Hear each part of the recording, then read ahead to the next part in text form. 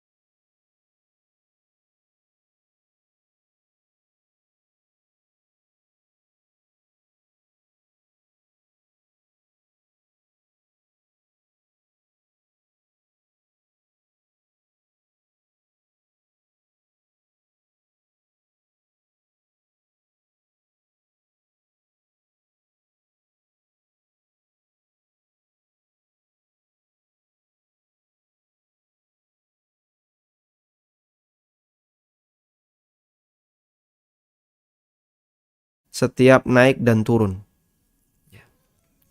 Naik Allahu Akbar, turun Allahu Akbar. Dan ini berlaku dalam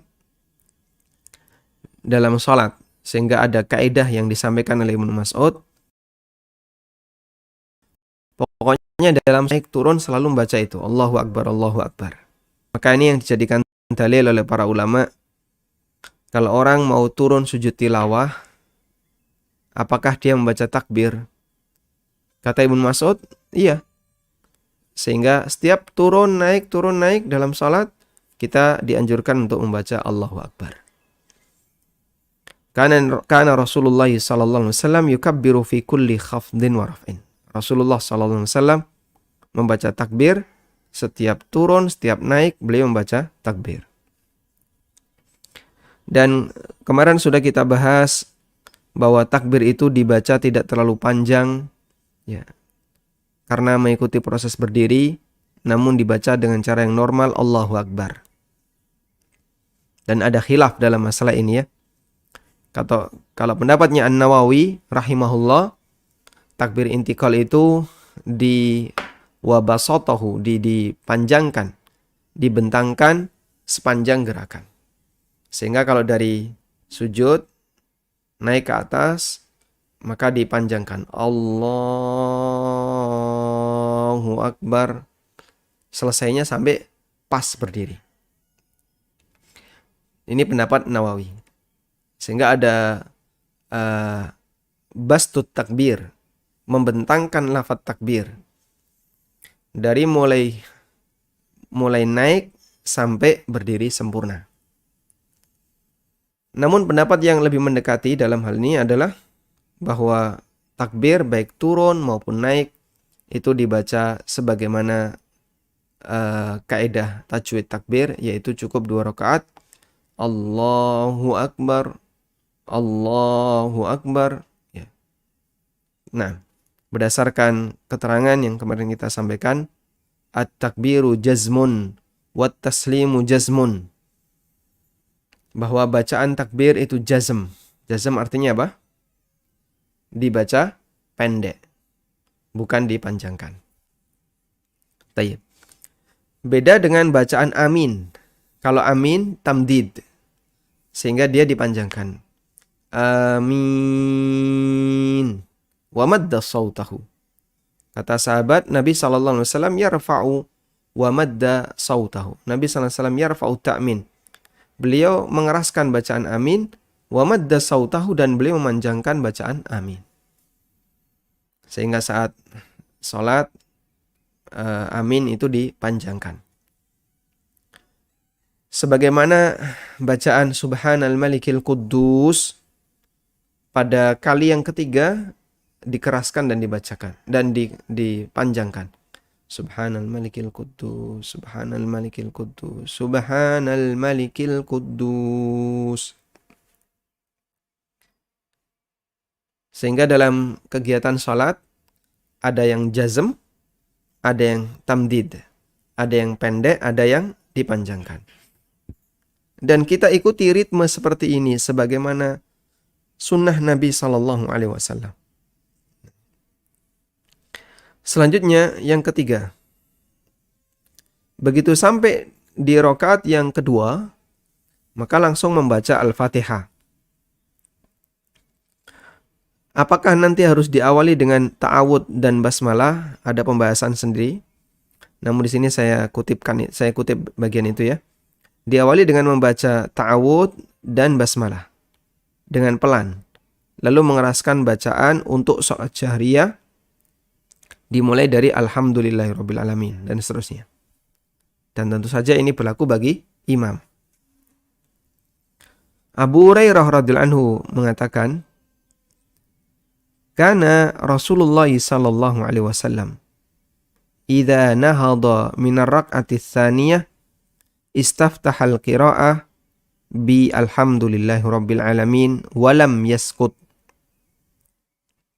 Kata Abu Hurairah, Rasulullah sallallahu alaihi wasallam ketika bangkit ke rakaat kedua, beliau mengawali bacaan dengan membaca alhamdulillahirabbil alamin. Dan beliau tidak diam. Beliau tidak diam. Baik. Sehingga jamaah, Anda bisa perhatikan di sini ya. Apa yang disampaikan oleh Abu Hurairah di sini salah satu di antara dalil bahwa Nabi SAW itu tidak mengeraskan bacaan basmalah ketika sholat jahriyah. Apa yang dilakukan oleh Abu Hurairah? Salah satu di antara dalil bahwa Nabi SAW tidak mengeraskan bacaan basmalah ketika sholat jahriyah. Dan itu salah satu pendapat ulama, pendapat jumhur.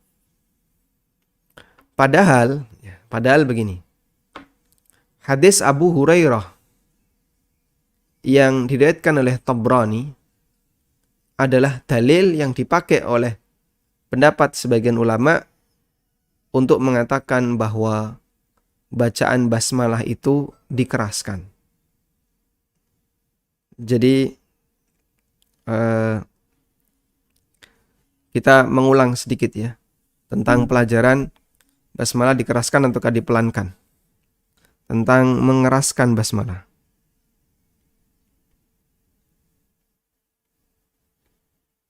Dalil tentang mengeraskan basmalah itu hadis Abu Hurairah. hadis Abu Hurairah. Barangkali jamaah bisa mengulang, ini sudah pernah kita sampaikan. Dan hadis Abu Hurairah, kalau enggak diriwayatkan oleh Tabrani, diriwayatkan oleh Daruqutni, saya agak lupa ya, antara itu. Abu Hurairah radhiyallahu anhu pernah ngimami salat. Lalu beliau keraskan bacaannya, termasuk basmalah beliau keraskan. Kemudian selesai salat beliau menyampaikan ya, bahwa apa yang aku lakukan ini adalah salat yang dilakukan oleh Rasulullah sallallahu alaihi wasallam. Namun, kalau kita perhatikan dalam hadis riwayat Muslim, Abu Hurairah radhiyallahu anhu sendiri pernah mengatakan bahwa Rasulullah sallallahu alaihi wasallam ketika bangkit ke rakaat yang kedua, beliau mulai bacaannya dengan alhamdulillahirabbil alamin walam yaskut, dan beliau tidak diam. Artinya yang didengar oleh Abu Hurairah adalah bagian ini. Alhamdulillahirabbil alamin. Karena itu, apa enggak kontradiksi dengan ini? Jawabannya, menurut pendapat jumhur ulama, praktek Abu Hurairah ini, jika kita nilai riwayatnya adalah riwayat yang sahih, maka maknanya adalah dalam kondisi sedang mengajar. Dan orang ketika mengajar, bisa jadi dia mengeraskan bacaan yang sebenarnya dipelankan. Kenapa? Biar makmumnya tahu. Biar yang lain tahu. Sehingga itu kondisi pengecualian. Artinya apa? Kalau praktek sesuai sunnah Nabi Sallallahu Alaihi Wasallam seperti A. Tapi dalam kondisi tertentu, agar mereka tahu sebenarnya Nabi Sallallahu Alaihi Wasallam itu membaca basmalah tapi pelan. Lalu kita praktekkan baca basmalah agak dikeraskan biar yang lain tahu. Dan ini pernah dilakukan oleh Ibnu Abbas. Beliau membaca ta'awud dengan keras. Ya. Dengan tujuan agar mereka tahu bahwa sebelum baca Quran, ketika sholat harus juga baca ta'awud. Nah, wallahu ta'ala alam. Ini salah satu di antara murajjih, salah satu di antara penguat pendapat jumhur yang mengatakan bahwa basmalah itu tidak dikeraskan ketika sholat jahriyah. Sekarang kita akan bahas apakah perlu membaca ta'awud dan basmalah dengan pelan. Sehingga saat berdiri, baca a'udzubillahi minasyaitonirrajim, bismillahirrahmanirrahim. Alhamdulillahi rabbil alamin, baru dikeraskan. Ulama berbeda pendapat dalam masalah ini. Pertama, membaca ta'awud cukup di rakaat pertama. Sementara untuk rakaat kedua, ketiga, dan seterusnya tidak perlu ta'awud. Sehingga basmalah saja, karena basmalah bagian dari surat Al-Fatihah menurut pendapat jumhur ahli qiraah.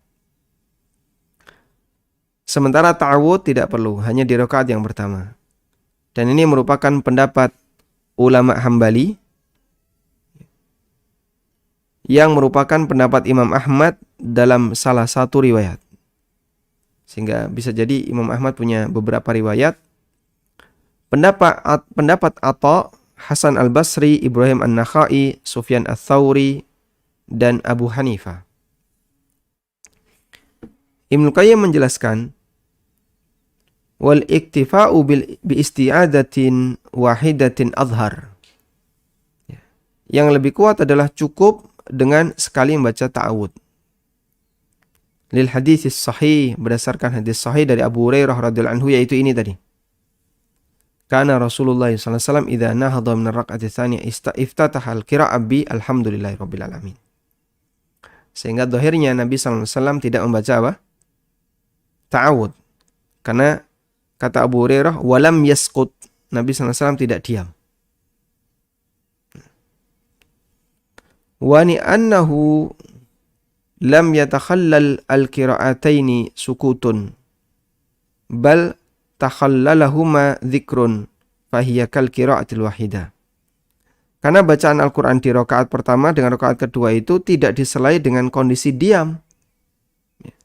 Lam yatakhallal al-qira'atain, pembacaan Al-Qur'an di rakaat pertama dengan yang kedua itu tidak yatakhallal sukutun, tidak diiringi dengan diam. Namun disela-selai dengan zikir. Fahiya kal qira'ah wahidah, sehingga dihukumi seperti satu bacaan. Ya. Jadi tentang masalah kaidah ta'awud. Kaidah ta'awud. Ta'awud itu dibaca ketika kapan, Pak? Ta'awud itu dibaca sebagaimana yang Allah ajarkan. Wa idza qara'tal Qur'ana fasta'idz billahi minasyaitonir rajim. Sebelum membaca Quran. Ta'awud itu dibaca sebelum membaca Al-Quran. Ada di surat apa ini? Surat apa?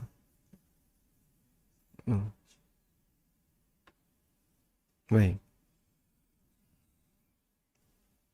Kemudian yang kedua, dia dibaca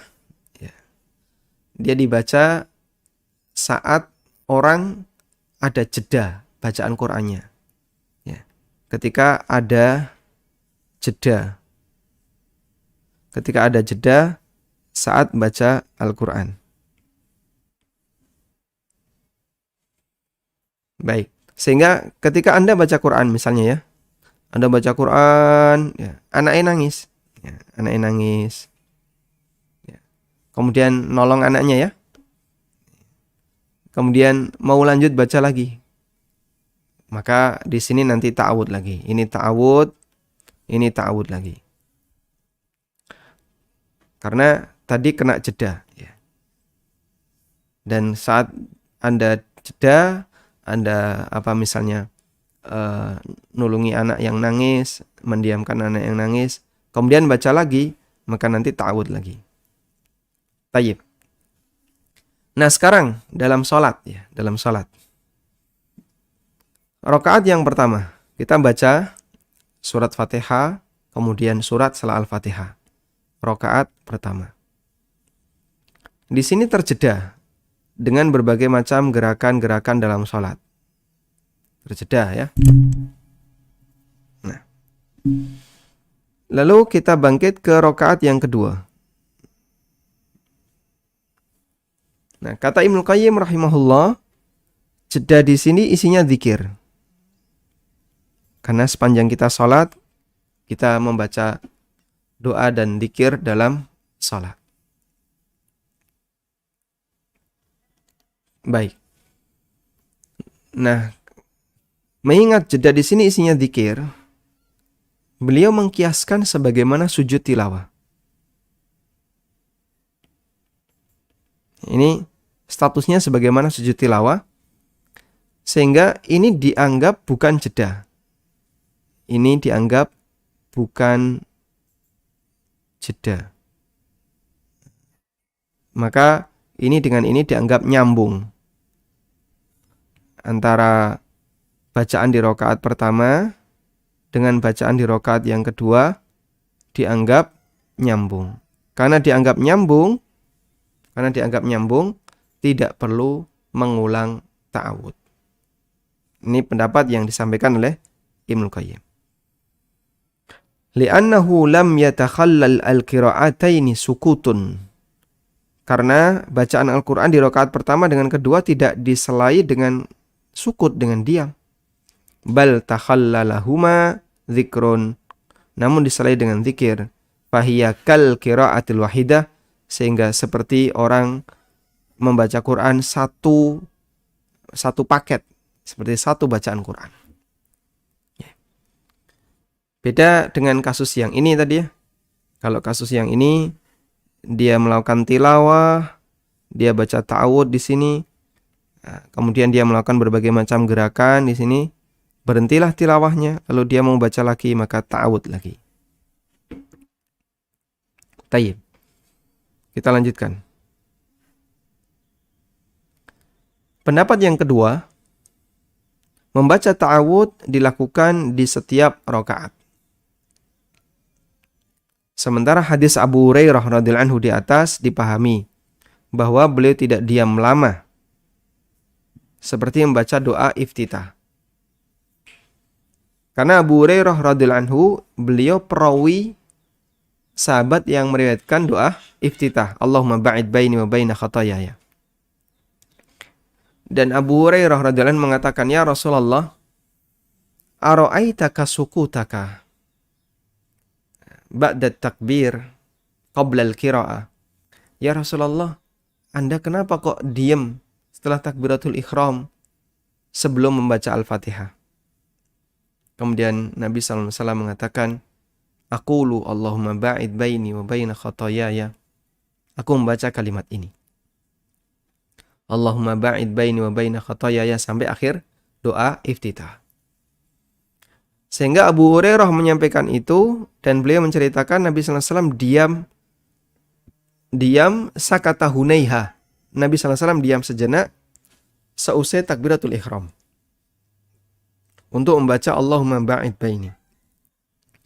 Sementara dalam hadis ini Abu Hurairah mengatakan walam yaskut, dan tidak diam. Nah, itu menurut pendapat yang kedua, yang dimaksud tidak diam di situ adalah tidak diam dalam waktu lama sebagaimana iftitah. Sehingga begitu bangkit langsung baca ta'awud dan basmalah, dilanjut dengan baca Al-Fatihah. Ini merupakan pendapat Syafi'iyah, Ibnu Hazm, dan pendapat yang dinilai lebih kuat oleh Al-Albani rahimahumullah jami'. Di antara dalil pendapat ini adalah perintah Allah untuk membaca ta'awud ketika hendak membaca Al-Quran.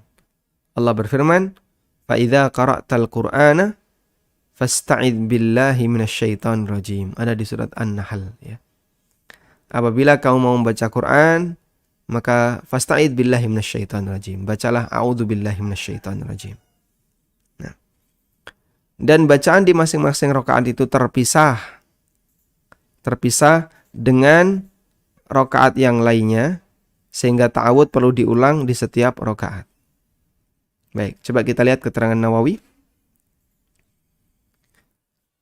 Amma istihbabut ta'awudzi fi kulli rak'atin, mengenai anjuran membaca ta'awud di setiap rakaat, faqad dzakarna, telah kita sebutkan, annal as-sahha fi madhhabina istihbabuhu fi kulli rak'atin. Kita telah sebutkan bahwa pendapat yang paling sahih dalam mazhab kami adalah dianjurkan untuk membaca ta'awud fi kulli rak'atin, di setiap rakaat. Wa bihi qala Ibnu Sirin, dan ini adalah pendapat Ibnu Sirin. Nah, sehingga kalau menurut alasan yang kedua, maka jika terjadi seperti ini ya, jika terjadi seperti ini, rakaat 1 baca surat, kemudian terputus dengan gerakan-gerakan dalam salat, lalu rakaat yang kedua baca surat lagi, maka ini adalah jeda. Ini sudah menjadi jeda, sehingga karena sudah ada jeda, maka ta'awud diulang. Dia melakukan ta'awud di setiap rakaat. Nah,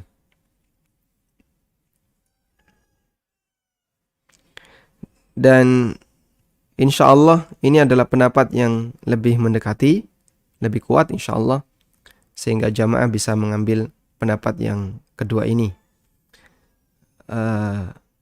Dan itu yang lebih dekat dengan perintah Allah, fa idza qara'tal qur'ana fasta'id billahi minasyaitonir rajim. Karena qiraah Quran kita sudah terputus dengan gerakan ruku', i'tidal, sujud, dan seterusnya sampai bangkit lagi ke rakaat berikutnya. Tayyib. Kemudian kita lanjutkan. Di rakaat kedua melakukan seperti yang dilakukan di rakaat yang pertama. Ini tata caranya sama, hanya saja ya, bacaan di rakaat yang kedua lebih pendek. Secara umum lebih pendek dibandingkan bacaan di rakaat yang pertama. Secara umum dilakukan lebih pendek. Ini saya katakan secara umum karena dalam praktek Rasulullah SAW, beliau memperlama rakaat yang pertama, Kemudian rakaat yang kedua dan seterusnya lebih pendek dibandingkan yang pertama. Dan alasan kenapa rakaat yang pertama itu lebih lama, salah satu di antara hikmahnya adalah memberi kesempatan makmum masbuk agar mereka tidak ketinggalan. Salah satunya. Meskipun terkadang dalam kondisi tertentu rakaat yang kedua lebih panjang dibandingkan yang pertama. Ya. Contohnya ketika apa? Ketika Jumatan. Ya. Saat Jumatan kita tahu, imam dianjurkan membaca surat Al-A'la dengan Al-Ghasyiyah. Al-A'la dengan Al-Ghasyiyah. Dan di sini saya lihat perbandingan jumlah ayatnya. Surat Al-A'la itu terdiri dari 19 verses. 19 ayat. Sedangkan surat Al-Ghasyiyah terdiri dari 26 ayat.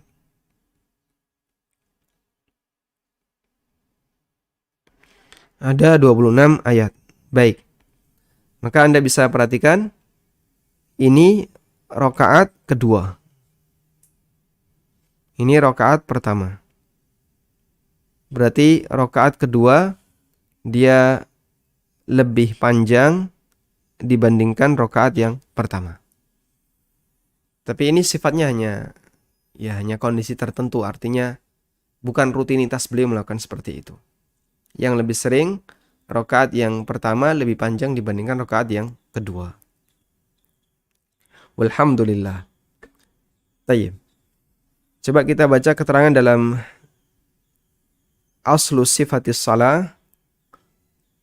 Penulis mengatakan rahimahullah, wa kana yasna'u fi hadhihi rak'ah mithla ma yasna'u fil ula. Kitab Aslu Sifatis Salah ini 3 jilid ya. Ini karya Syekh Albani rahimahullah. Kemudian buku itu diringkas oleh beliau menjadi sifat salat Nabi sallallahu alaihi wasallam. 1 jilid tipis. Lalu diringkas lagi oleh beliau menjadi mukhtasar sifat salat Nabi sallallahu alaihi wasallam. Sehingga Syekh Albani rahimahullah itu punya buku tata cara salat 3 tingkatan. Yang panjang lebar 3 jilid, agak tebal gitu ya. Kemudian yang diringkas, yang tipis, dan ini yang paling banyak beredar di masyarakat, diringkas lagi jadi mukhtasar, jadi ringkasan sifat salat. Kata beliau, wa kana yasna'u fi hadhihi rak'ah, di rakaat ini beliau melakukan seperti mithlama yasna'u fil ula. Beliau melakukan sebagaimana di rakaat yang pertama. Illa annahu kana yaj'aluha aqsara minal ula. Hanya saja Nabi sallallahu alaihi wasallam lebih memendekkan dibandingkan rakaat yang pertama. Wallahu ta'ala alam. Tayyib. Dan kalaupun ada yang lebih panjang, itu sifatnya hanya kondisi insidental saja dalam rangka untuk memperhatikan urutan. Seperti Al-A'la dan Al-Ghasyiyah. Al-A'la itu sebelum Al-Ghasyiyah, urutan surat dalam Al-Quran. Wallahu alam. Selanjutnya jamaah, kita akan mengangkat ulang sedikit ya tentang pertanyaan kemarin yang disampaikan oleh salah satu penanya mengenai hukum orang yang meninggalkan rukun dalam salat kemudian baru teringat ketika salam. Nah, di sini ada kutipan keterangan yang disebutkan dalam fatwa Islam, islamqa.info. Saya arsir ini ya.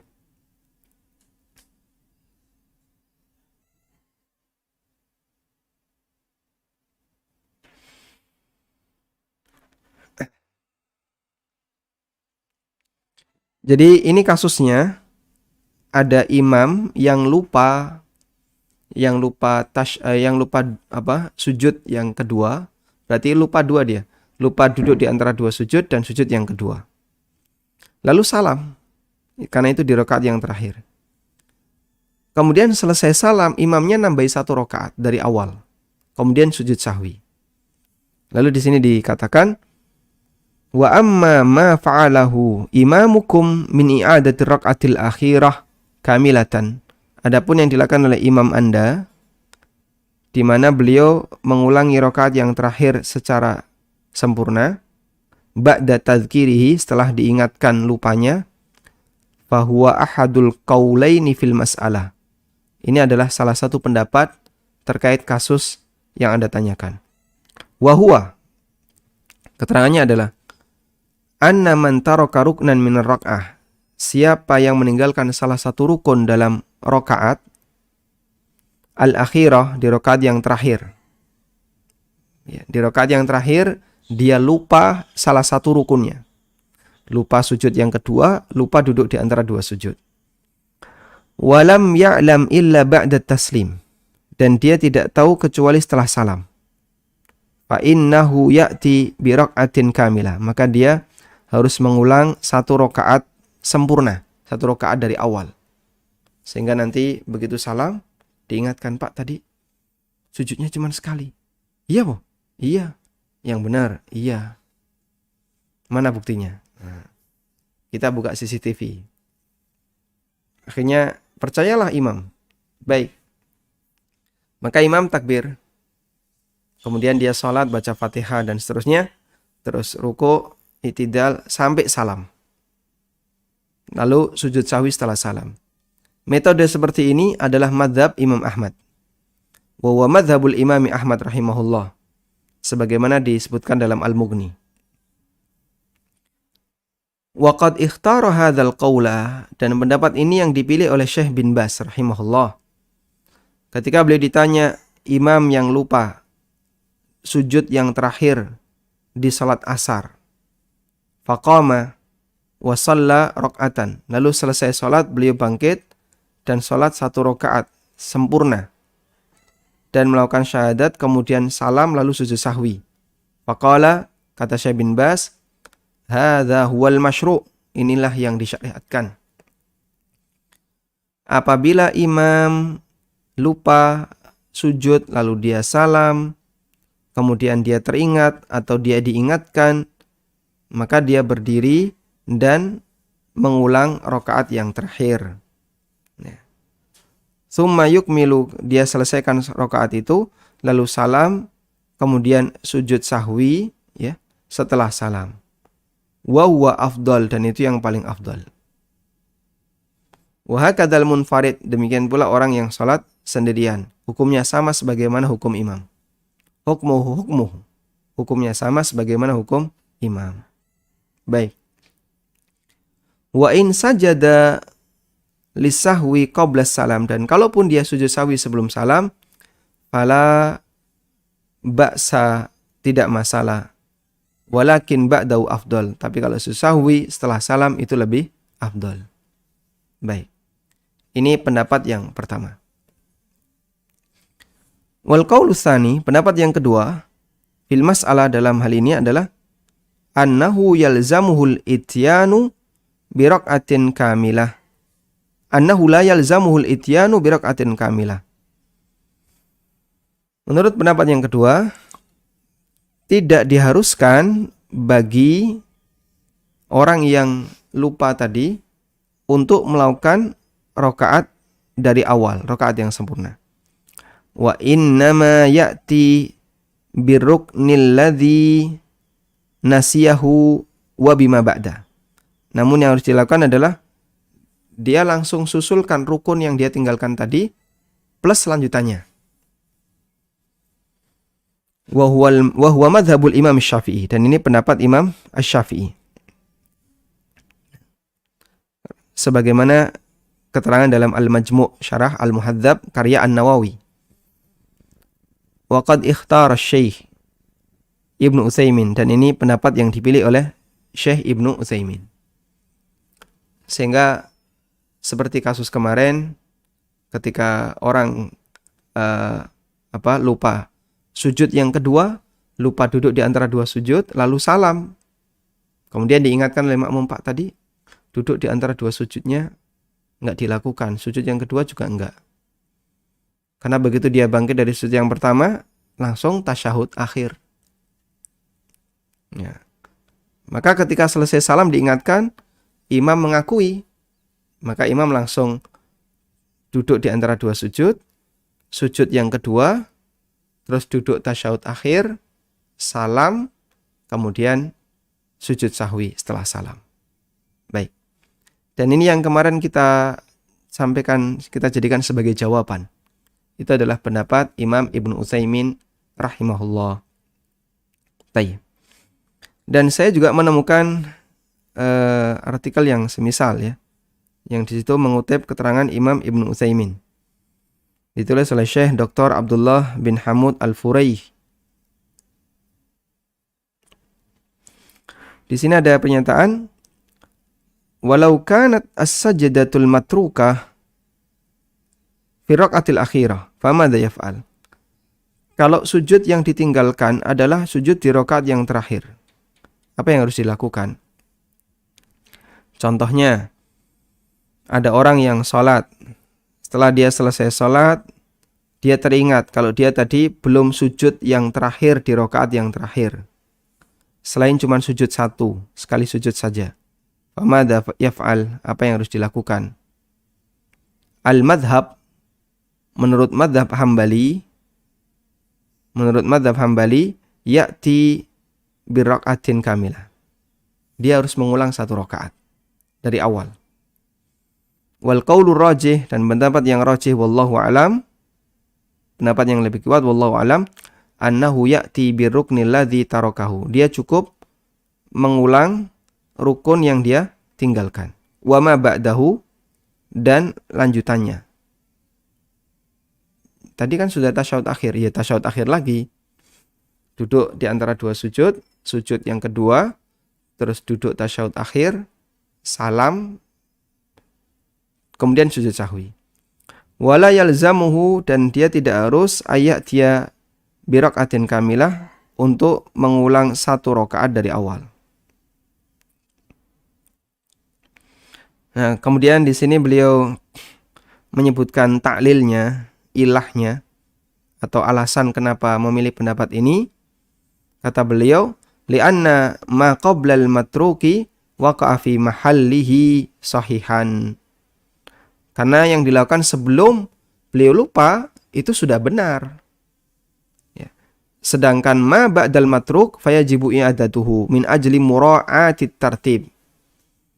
Sementara rukun yang dilakukan setelah rukun yang ditinggalkan tadi tetap harus diulang. Ya. Ini kan imam tidak lupa tasyahud akhir. Betul. Tapi lupa apa? Duduk di antara dua sujud dan sujud yang kedua. Betul. Dan kenapa tasyahud akhirnya diulang?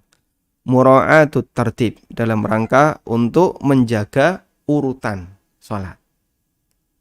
Sehingga ulangi yang ditinggalkan tadi, sementara yang sudah dilakukan di awal karena sudah sah tidak perlu diulang.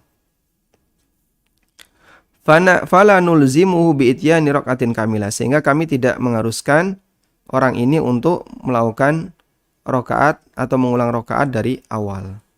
Baik. Dan ini yang disebutkan oleh Imam Ibnu Utsaimin dalam Syarhul Mumti'.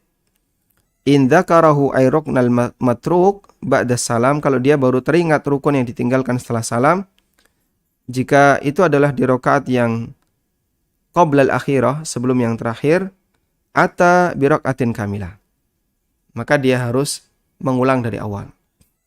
Wa in kana minal akhirah, dan kalau itu ada di rakaat yang terakhir, ata bihi wa bima ba'dahu faqat, maka cukup dia nyusul yang ditinggalkan tadi dan rukun setelahnya sampai selesai.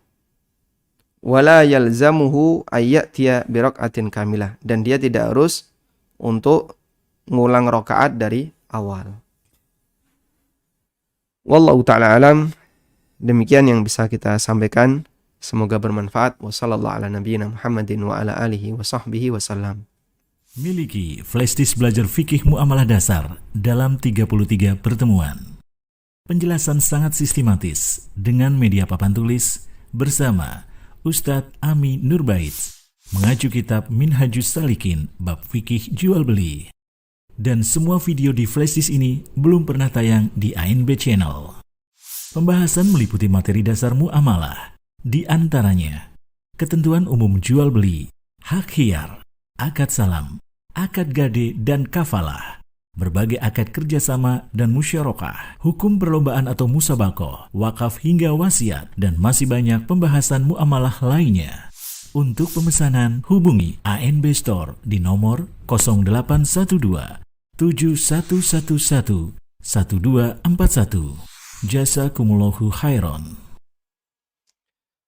Baik, kami persilakan bagi Anda yang mau bergabung. Silakan. Assalamualaikum, Ustaz. Waalaikumsalam warahmatullahi. Silakan, Bapak. Mau bertanya tentang zakat mal, Ustaz.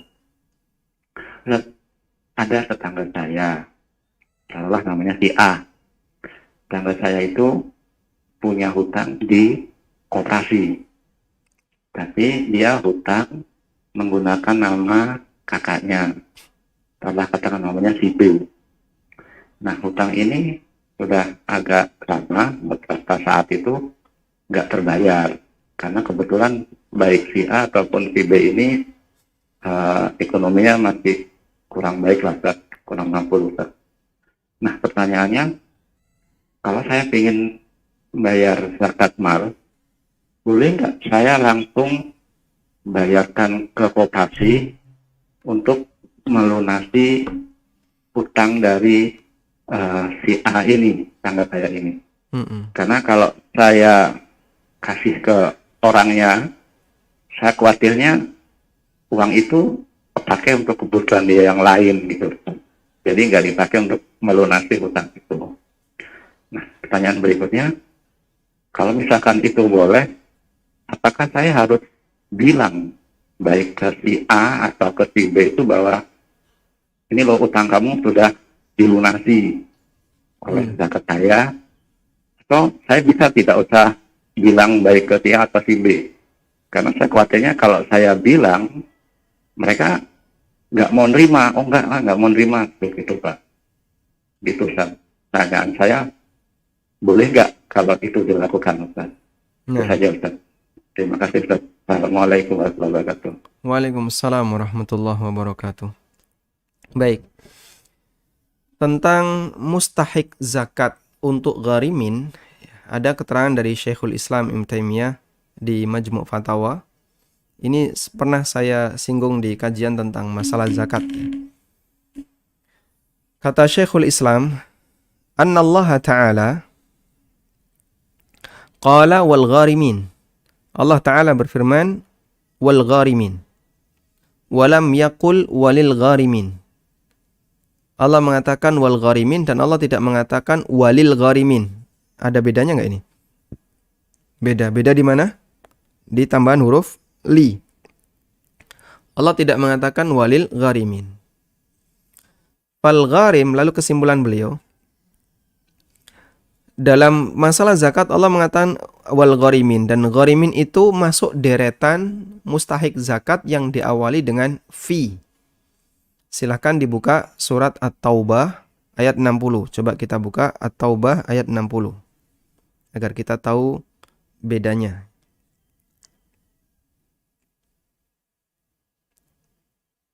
Nah.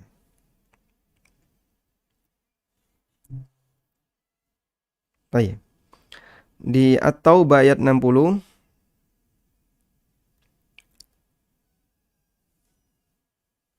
Allah Ta'ala mengatakan,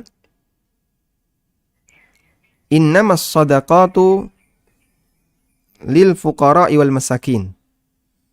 Zakat itu diberikan kepada al-fuqara wal masakin. Perhatikan huruf li, lil fuqara wal masakin. Lil fuqara wal masakin wal amilina 'alaiha wal mu'allafati qulubuhum.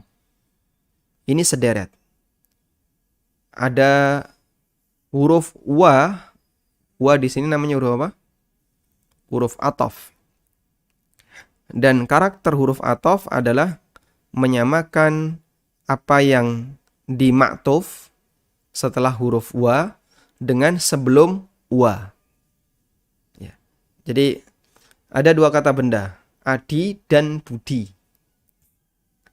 Ya, adi dan budi. Kata dan menunjukkan salah satunya adalah makna kesamaan adi dan budi. Misalnya gini, saya memberi hadiah ke adi dan budi. Berarti yang saya kasih siapa? Keduanya, adi dan budi. Loh kok nggak adi saja? Adi kan yang di depan.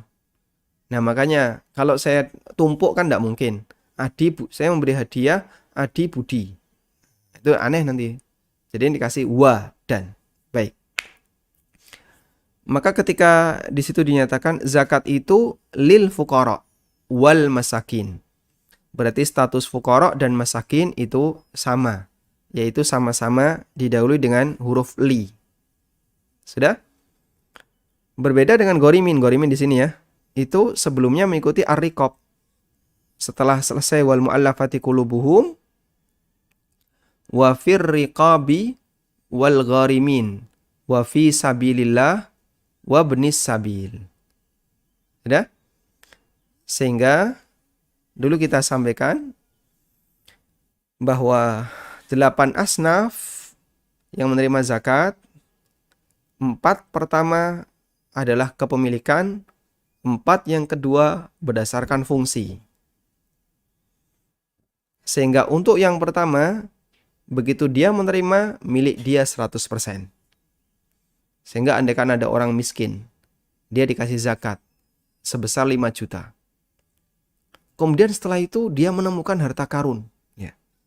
Habis dia menerima uang 5 juta, ngeduk-ngeduk, ya, nggak tahu mau ngapain ya. Terus dia gali-gali tanah, menemukan guci emas. Akhirnya guci itu dijual, harganya 10 M misalnya. Loh, otomatis kan dia langsung jadi orang kaya dalam waktu sekejap. Padahal sebelumnya dia miskin. Begitu dia nemu harta karun itu, dia langsung jadi orang kaya. Nah, saat dia jadi orang kaya, apakah yang 5 juta ini wajib dikembalikan? Tidak, itu hak dia. Silahkan dimiliki. Baik. Sedangkan untuk riqab dan ghorimin. Riqab itu untuk budak yang mau membebaskan diri. Nah, apakah dia dikasih zakat agar dia bisa merdeka? Sehingga misalnya tuannya menjanjikan, kamu kalau bisa menebus senilai 10 juta, kamu merdeka.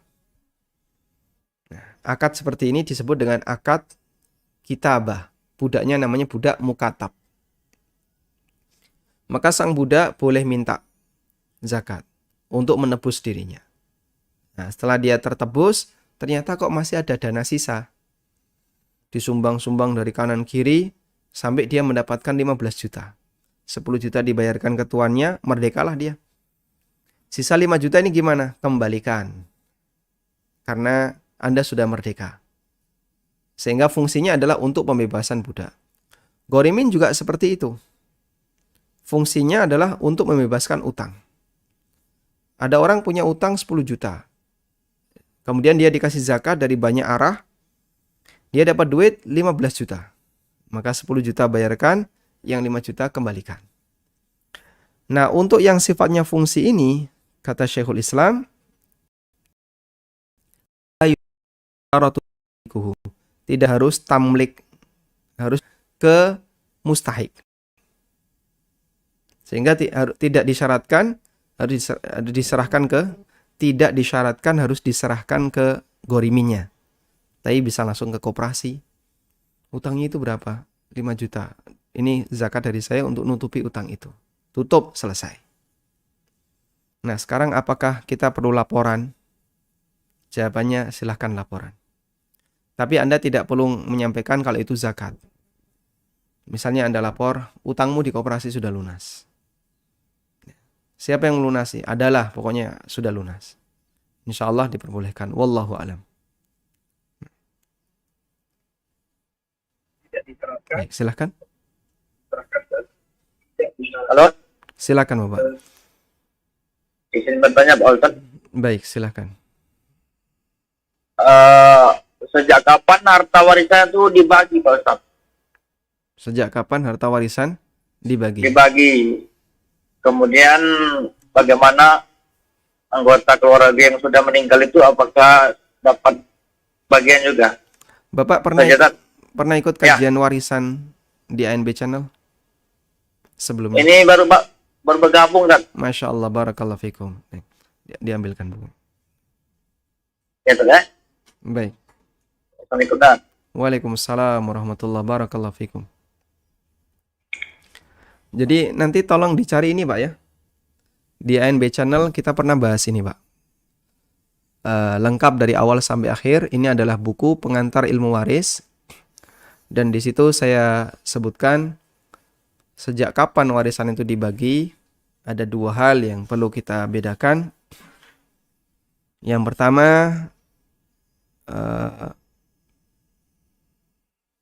mengenai status ya. Sejak kapan harta itu menjadi harta waris? Sejak kapan jadi harta waris? Jawabannya adalah sejak pemiliknya mati. Sehingga ketika si A mati, ini sekarang hari apa? Rabu. Si A mati hari Selasa jam 2 siang. Atau jam 12 malam misalnya. Si A mati hari Selasa jam 11 malam, tadi malam. Mati. Begitu sejak si A mati, otomatis harta yang ditinggalkan si A pindah hak milik jadi miliknya ahli waris. Otomatis. Baik si A ngomong maupun nggak ngomong. Sudah? Nah, pertanyaan yang kedua adalah, ini sudah jadi haknya para ahli waris. Sehingga ahli warisnya siapa saja yang hidup di antara keluarga si A yang dapat warisan ketika si A mati.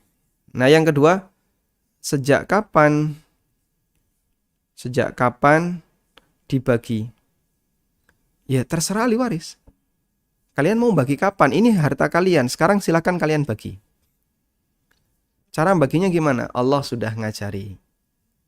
Anak dapat sekian, istri dapat sekian, anak dapat sekian. Nanti kalau tidak ada yang anak laki-laki, saudara dapat, bapak dapat sekian, ibu dapat sekian. Allah sudah ngajari. Dan di buku tadi, pengantar ilmu waris, ini juga saya sebutkan dengan detail. Kita ada tabelnya juga ya di sini. Dulu sempat kita jadikan sebagai bahan untuk latihan. Ada tabel orang yang mendapatkan warisan. Nah, di sini ada yang bentuknya seperti saya bentuk tabel. Nah, nanti bisa dijadikan sebagai acuan bagi Bapak Ibu yang sudah memilikinya. Sehingga kalau pertanyaannya sejak kapan dibagi, ya, tergantung kepada ahli warisnya. Kalian mau bagi kapan? Ini harta kalian. Ibaratnya ada sebuah keluarga dapat harta besar, gitu ya, dari negara. Sudah? Terus ini haknya siapa? Semua anggota keluarga itu. Kapan mau dibagi? Terserah mereka. Makanya kalau ada yang minta, jangan sampai yang lain menghalangi. Karena itu sudah menjadi haknya. Wallahu a'lam. Assalamualaikum Ustaz. Waalaikumsalam warahmatullahi. Bolehkah imam memendekkan takbir intikal berbeda dengan takbir intikal yang lain saat mau tasyahud akhir? Ya, ritme seperti itu memang jadi kebiasaan di masyarakat kita. Sehingga kalau imam membaca Allahu Akbar itu agak panjang, indikasinya dia bangkit ke rakaat berikutnya. Ya. Anda ketika sujud yang terakhir, sujud di rakaat yang terakhir, sujud kedua di rakaat yang terakhir. Lalu duduk tasyahud akhir. Bacanya Allahu Akbar. Mungkin akan ada makmum yang bangkit. Ya. Dikiranya apa? Berdiri ke rakaat berikutnya. Mungkin akan ada makmum yang bangkit. Kalau dia nggak perhatian. Makanya karena jadi kebiasaan di masyarakat kita, jadinya ketika takbir pada saat mau tasyahud akhir itu dibuat pendek. Allahu Akbar. Wah, itu isyarat kalau takbirnya adalah takbir di rakaat yang takbir dia apa? Menuju tasyahud akhir. Tayyib. Wa ala kullin, intinya masalah panjang pendeknya takbir itu sifatnya afdhaliyah. Sehingga ada khilaf bainan Nawawi, antara Nawawi dengan ulama yang lain terkait apakah perlu ditamdid, dipanjangin ataukah enggak perlu dipanjangin. Ada khilaf dalam masalah ini khilaf afdhaliyah. Artinya tidak sampai mempengaruhi keabsahan sholat. Sehingga kalau ada yang mau manjangin ya silahkan, ada yang mendek silahkan, dan Anda buat ritme juga silahkan. Biasanya kalau dari sujud ke duduk karena pendek, Allahu Akbar, Allahu Akbar, Allahu Akbar. Nah itu berarti bangkit ke rakaat berikutnya. Kok Anda tasyahud akhir, dikiranya mengkhianati makmum. Wah, tasyahud akhir kok dawa Pak takbirnya, lali Pak.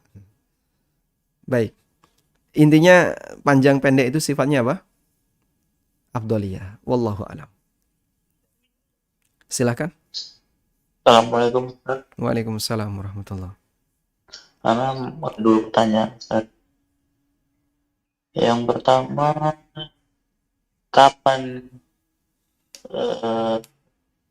yusahwi itu tidak bisa dilakukan Ustaz? Kapan? Maksudnya kita kapan harus mengulang sholat selain wudunya batal Ustaz, yang tidak bisa dilakukan atau digantikan dengan sujud sahwi Ustaz? Maksudnya gimana Pak? Kami belum paham. Apabila kita sholat, Bapak sholat ya. ada rukun yang tertinggal Ustaz. Rukun yang tertinggal. Iya.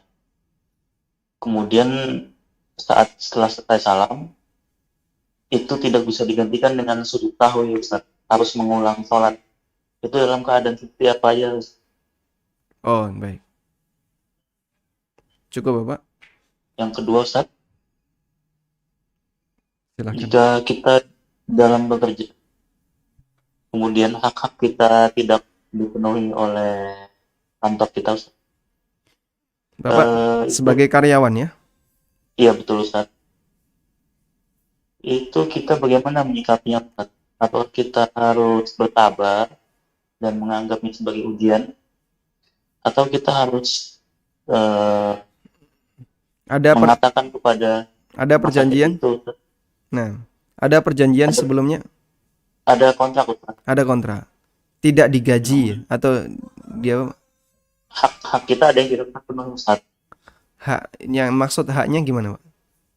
Ada pembayarannya Ustaz. Anda tidak digaji, Gajinya tidak sesuai dengan yang sudah ditentukan di awal. gajinya tidak sesuai dengan yang disepakati. Baik. Iya betul Ustaz.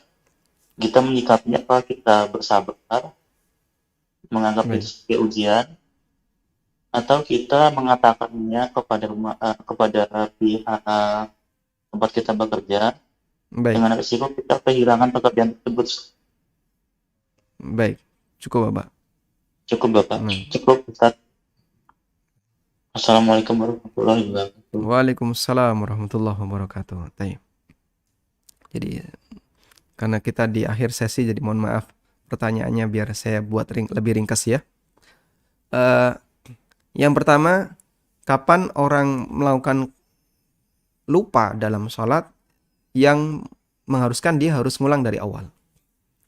Batasan yang diberikan adalah kalau dia teringat dia meninggalkan rukun dan dia teringat dalam tempo yang tidak lama, maka dia langsung menyusul rukun itu tanpa harus mengulang sholat dari awal. Dengan khilaf yang seperti yang tadi kita sampaikan ya. Bisa menambah 1 rakaat menurut pendapat Hambali dan yang dipilih oleh Syekh bin Baz, atau cukup menyusulkan rukun yang ditinggal. Ini pendapat Syafi'iyah dan pendapat Imam Ibnu Utsaimin.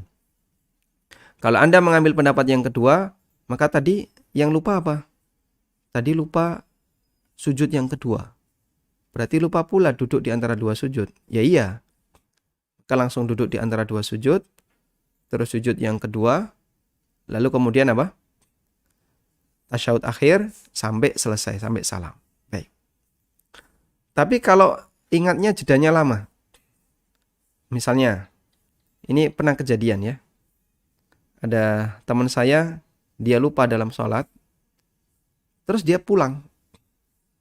Nah, ketika ketemu, disampaikan oleh temannya, kamu itu tadi lupa jumlah rakaatmu sekian, tapi saya mau ngingetin kamu sudah pulang duluan.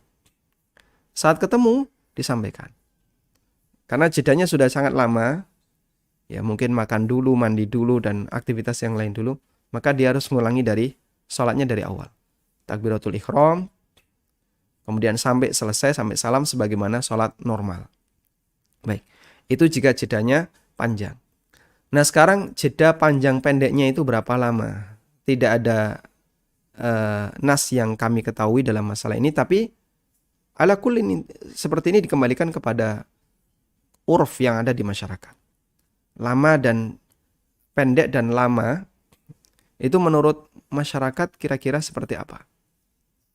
Ada yang memberikan ukuran cukup bagi orang untuk melakukan sholat sempurna. Nah itu sudah dianggap lama.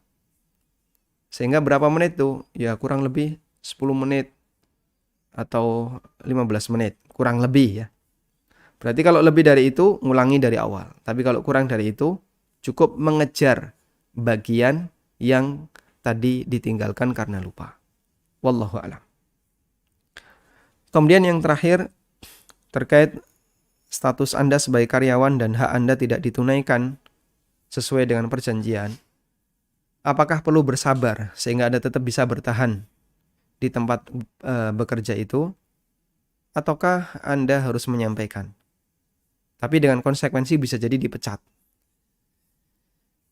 Kalau Anda bersabar silahkan, dan Anda punya hak untuk jika Anda tidak ridho ya, Anda punya hak untuk nuntut di akhirat. Tapi kalau Anda ridho, jadi tabungan pahala. Dan kalaupun Anda minta di dunia silahkan ya. Sehingga nanti Anda punya hak untuk mendapatkan hal itu di dunia. Intinya mana yang paling maslahat bagi kehidupan Anda silahkan dilakukan. Dan insya Allah orang yang dizalimi haknya tidak akan disia-siakan oleh Allah Subhanahu wa taala. Wallahu taala alam. Demikian yang bisa kita sampaikan. Wassallallahu ala nabiyyina Muhammadin wa ala alihi wa sahbihi wasallam. Wa akhiru da'wana anil hamdulillahi rabbil alamin. Wassalamualaikum warahmatullahi wabarakatuh.